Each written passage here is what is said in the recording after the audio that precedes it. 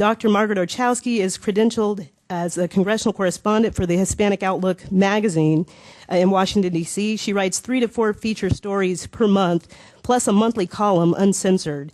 She was bill analyst, editor at CQ in D.C., a reporter for the AP in Peru, an International American Press Association fellow in Argentina, a press officer for the UN in Switzerland, and a staff reporter and feature writer for her hometown paper in Santa Barbara, California. I'm happy to be here and see a lot of fellow Santa Barbarans here too. It's always a great time to connect with my hometown. I grew up and worked in Santa Barbara and South America for almost 50 years before coming to Washington, D.C. And because I wrote a lot about Hispanics and I was married to an immigrant, I saw it, of course, from a very Santa Barbara, California, southwestern point of view. So coming to Washington and seeing the whole immigration debate on a national level is really different. And that's what I'm going to share with you. So for some of my Californians, it's a different perspective than we get when we're in very Latino rich and especially Hispanic rich Santa Barbara. It's different when you start looking at it from the national level. I just want to give a real quick overview of what immigration's about nationally. I cover Congress, and I did a book 4 years ago on immigration. It's called Immigration: The American Dream. But I was looking, because I cover Congress, and that's where you make laws. I was very interested in how immigration law evolved in the United States. When did it become national? When did we start having national? How did we manage immigrants from day one? Because we're a nation of immigrants now. And what is it really all about? And really, at the core, you have to agree, and every immigrant advocate agrees as well, that immigration is about work. It's about jobs. That's important in this context, too. So just keep that in mind. Immigration reform is about changing laws, and that's what Congress does. And I always say immigration laws aren't broken. They're always a work in progress. They're never going to be put in cement, and especially because immigration is about jobs. We say that we're a nation of immigrants, and yet everyone seems to concentrate mainly on the immigrant part of that. There's 2 elements in that statement. There's nation and immigrants, and both have a very deep interest in immigration, and always have been. And of course, we're not the only nation of immigrants. And being a nation of immigrants doesn't mean we don't have laws. Of course we have laws. Every country in the world has immigration laws. What I'm interested in, because as a congressional reporter, you can't cover everything. You have to cover the committees that have the jurisdiction over the projects that you're covering. So, immigration laws, I hope everyone knows, the main committees of jurisdiction are the judiciary committees in both the House and the Senate.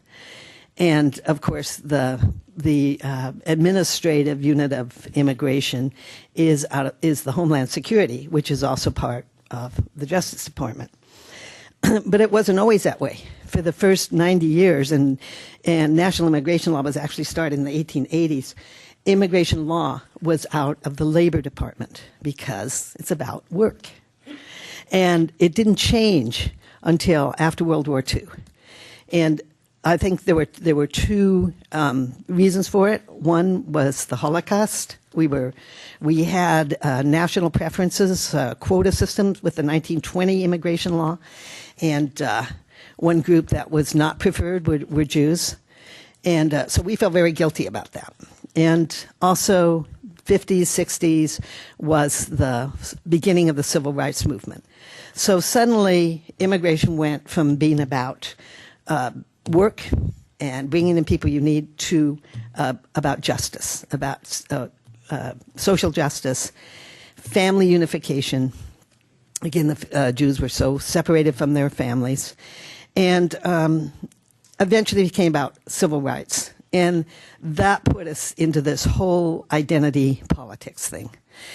It was started by Ted Kennedy. He was an incredible driver of immigration. Actually, Ted Kennedy drove the two issues that I cover, which is immigration and higher education. And he was just an outstanding spokesman. I thought it was kind of strange when he died, everyone talked about his influence in healthcare, because that really was his third kind of minor issue. His major issue was immigration and education.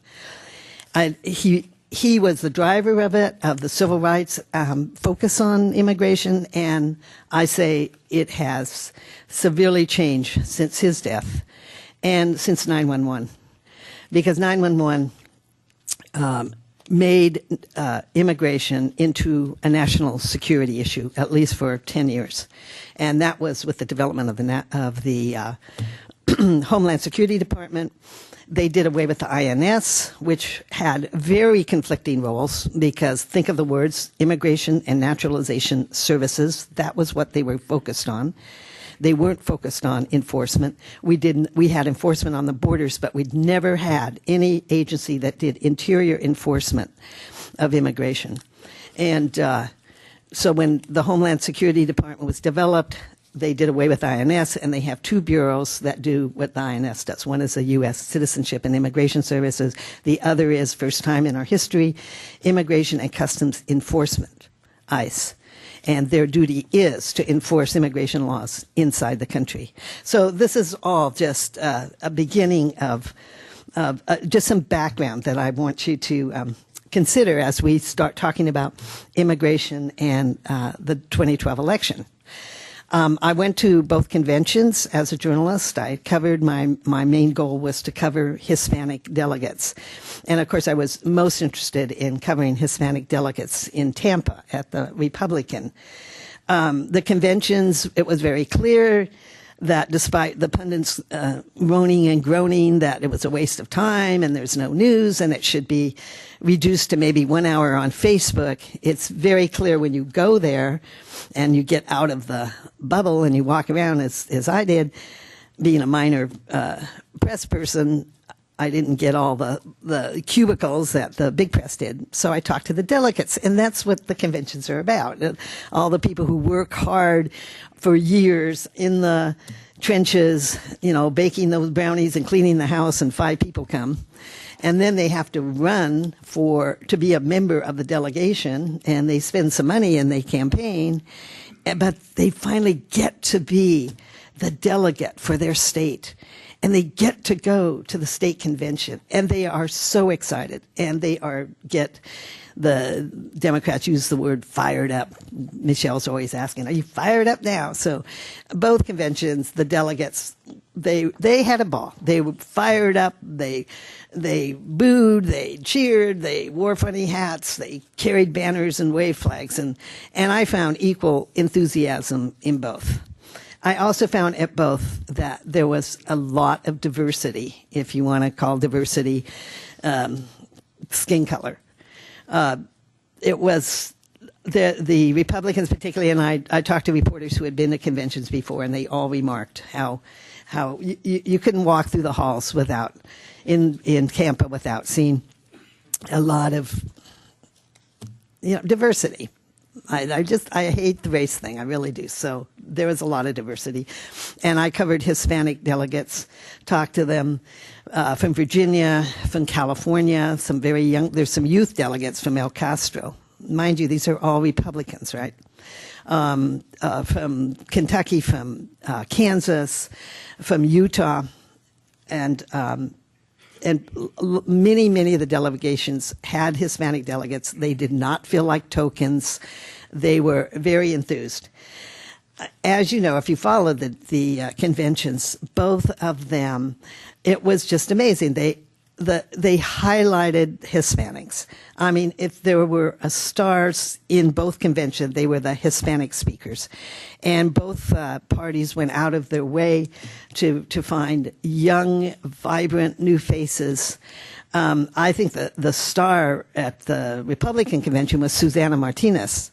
I just can't believe that the press didn't even talk about her, because when I was in the delegate buses, that's all they were talking about. They loved Rubio. but the delegates, but they were so excited about Susana Martinez. The Democratic convention was unique, but typical Democrat, and I'm a Democrat, in that they split into caucuses. And every morning there was a caucus, the Hispanic caucus, the Black caucus, the Gay caucus, the Women's caucus, you know. Everybody's has their identity group.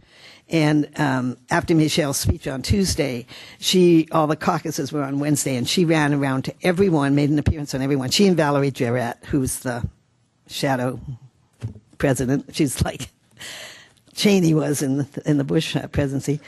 They went around and gave the same speech to every caucus, but every caucus got their moment with Michelle. It was very evident that there were absolutely two different focuses of Republican Hispanics and Democratic Hispanics. All the Democratic Hispanics and almost all the speakers talked about the DREAM Act. And the minute they mentioned DREAM, the whole audience would stand up and cheer. I mean, it was almost Pavlovian dog, you know. And I kept looking for if there were coaches, you know. Some Republicans told me they were being coached. I didn't see it. Maybe somebody has better information. I didn't see coaching. But all they had to do was mention DREAM, and the whole audience would stand up and cheer. It was very curious, and maybe you have some insight into that one. The Republican Hispanics did not mention it at all. Their only reference to immigration was something about it being fair, it needing to be fair, and every one of the Hispanic delegate or speakers spoke about their trips, their especially their family struggles to succeed. Almost all of them through business. That as one Democratic reporter, you know, are there any others, told me very sarcastically, they were just full of these Horatio Alger stories. I don't know when Horatio Alger became something to mock, but anyway, the Democrats seem to think that the success stories of the Hispanic Republicans were, number one, all done by tokens and were just these Horatio Alger stories. But it was very evident, and we'll talk about this more, that Hispanic Republicans are very oriented toward business, and Hispanic Democrats, I think, are much more oriented towards government programs, and it's a real difference between the two parties. We're talking in immigration. We're talking about the role of government. It's really interesting. How big a role should the national government? How much state? How much individuals? And it just comes out on every issue. I thought it was really interesting that Luis Gutierrez, who has been the voice of immigration for the Democrats, was relegated to a 5 o'clock speaking time when nobody was there. So they really emphasize the new young Hispanics. Interesting also that the Democrats had more, but the Republican Hispanics outranked the Democratic Hispanics almost in every way. There were 3 governors and a senator. And so let's talk about the Hispanic vote. I know Jim's going to be talking about it, but we can't emphasize a couple of points enough. So if you hear it several times, I think that'll be good. Number one, the demographic does not equal the electorate. And every time you hear journalists talking about the Hispanic population and the fast-growing population and how the population of Hispanics is growing in various states, you have to understand that is not the electorate. And number two, and I'll just jump to this, that those Hispanic who vote for decades now, they have voted solid 30% Republican. So they do not vote like blacks. They are not like the black community. They do not vote 95 to 98% Democrat. So when, again, reporters say that certain states, the demographic vote in the Latino vote is growing, and they just stop like, oh, well, that means they're all going to vote Democratic. Number one, less than half of that 52 million historic number of Hispanics, and the self-identified, of course, who are living in the United States, less than half are eligible to vote. That means they're over the age of 18 and they're citizens. A large proportion who aren't citizens are legal immigrants. There's a large number, and Steve Camerata probably can give us really good details on that, who are here on temporary visas. And there's a large number who have green cards. And like most people on green cards, the majority of people on green cards never become citizens. So Hispanic communities the same way. So it boils down to about, they estimate that in 2012, there'll be 23.7 million Hispanics who will be eligible to vote. In 2008, it was 19.5. So they're estimating a huge increase, 19.5 to 23.7. Let's parse down those numbers. Of that amount, 23.7, they estimate that 14 million, so almost, again, just slightly over half, will actually register. And of those who register, they estimate, Pew Center this is, that about 12 million, 11.8 will vote. Nobody knows. Nobody knows. So let's look at the 2008 figures. In 2008, there were 31 million were eligible to vote, about 20 million registered to vote. No, I'm sorry. Yeah, no, that's right. And less than 10 million voted. Less than 10 million, 9.7. They made up 7%, 7.4% of the entire electorate. But that is pretty small. Look at the black vote. The black vote made up 14% of the entire. So the black vote was almost double. But here's the big point, which I talked about before. 30% of Hispanics solidly vote Republican. So of that 7%, and it was actually 31% who voted Republican in 2008. So we're down to about 5% of the total electorate voted Democratic for Obama. That was about 6.5 million Hispanics voted for Obama. That's not very many. Now start parsing them into the states. A big portion of those were in California, which is solid Democratic. Another big portion of them are in Texas, which is solid Republican. In fact, California is the only state with a huge proportion of Hispanics, with a significant portion of Hispanics, which is over 10%, that is Democratic, solid Democratic. All the other states where Hispanics are present are either solid Republican or kind of mixed. So, look at Texas, Utah, Arizona. Those are all solid Republican states with big Hispanic votes. So I don't know where the press gets that the Hispanic demographic equals the Democratic vote. So again, just take it with a grain of salt from my colleagues. And again, the numbers that they're projecting for 2012, nobody really knows what the turnout's going to be and how it's going to split. I think they're kind of exaggerated. I would think it's going to be closer to about 12 million will register, and I think maybe 1 million more. I mean, Lara said everybody says 1 million more. We need 1 million more Hispanics. Well, in 2008, less than 10 million voted. I think it'll be around 11 million vote, and we could probably count on at least 30% of those voting Republican. But here's the interesting part, and we're really getting in the weeds here, but start looking at the battleground states. Of the battleground states, there's only 4, well, actually only 3, at least in 2008, that had more than 10% of the electorate Hispanic. And that's New Mexico, that has the largest number. Florida. New Mexico in 2008 had 37% of their electorate was Hispanic. Florida, 15, almost 16%, Nevada 11.5%, and Colorado under 10%.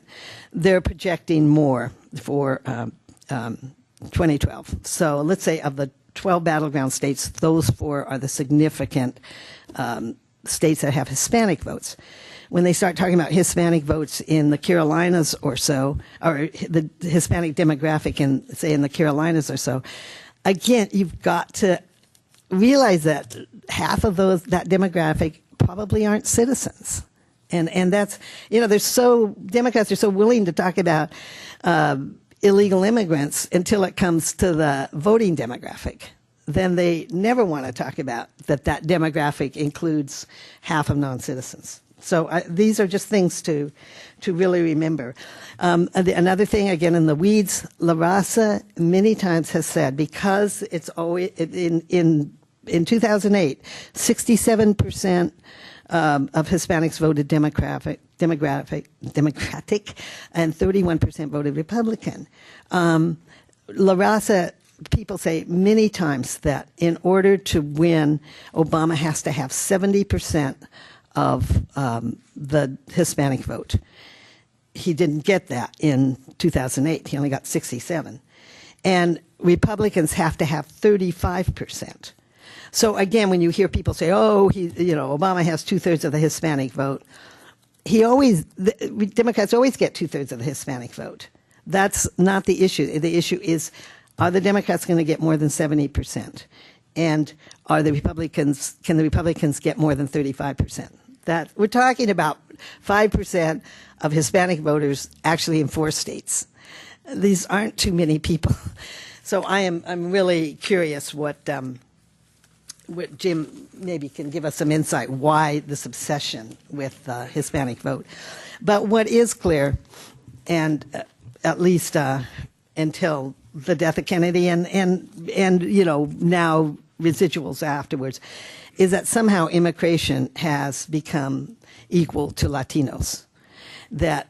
And I think, because I cover Latinos, and one of the pleasures of covering the Hispanic community for the Hispanic Outlook on Higher Education, and is that the tremendous diversity of the Hispanic community, and I hope you're getting a flavor of that. I've got thousands more things to say about that, but let's just say that because immigration at its core is about jobs, and immigrants, that the Hispanic community is split, and both parties are split on immigration. If you heard Tom Tancredo last night, look how he was talking about the split in the Republican Party. Well, Democrats are just as split as emphasized by the Progressives for Immigration Reform.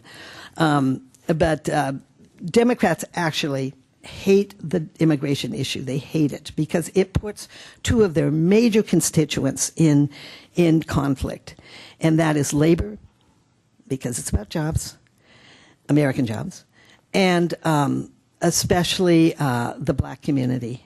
That puts these 2 communities in conflict with immigration as a Hispanic issue, or as an issue altogether, really.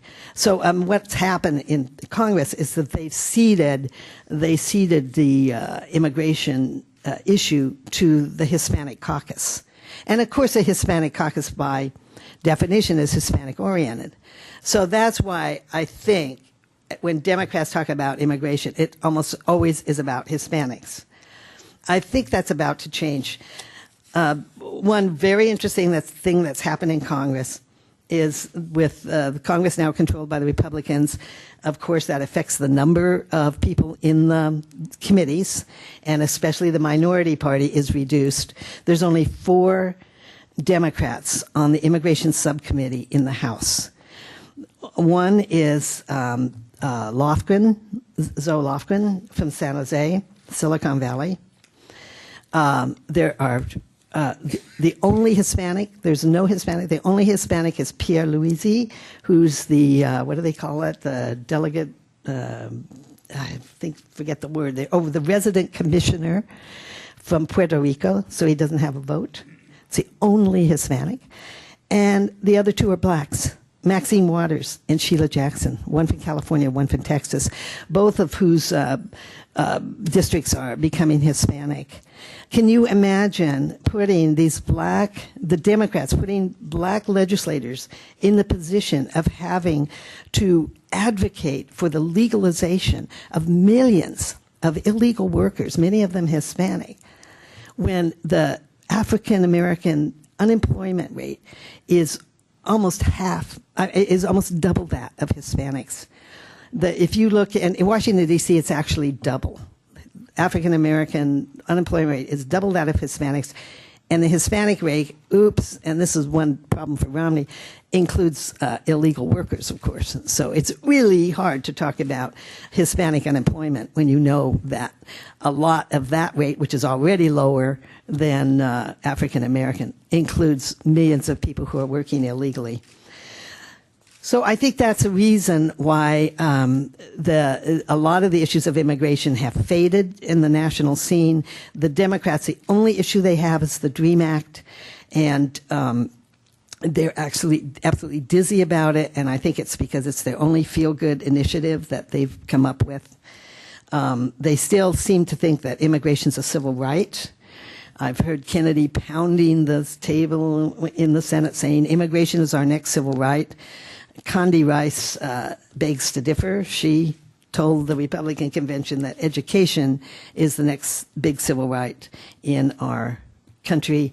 And I think most Hispanic citizens agree with that.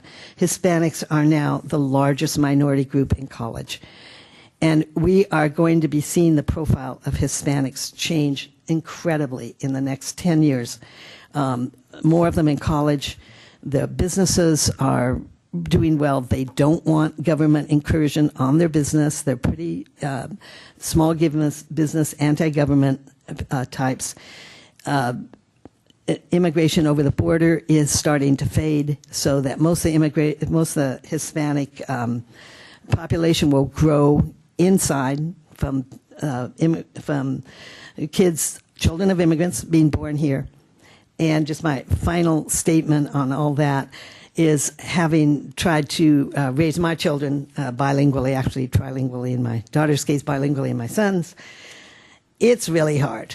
I guarantee you that third-generation Hispanic kids, they are not tweeting in Spanish. They will not read the Spanish language press as their main source of news.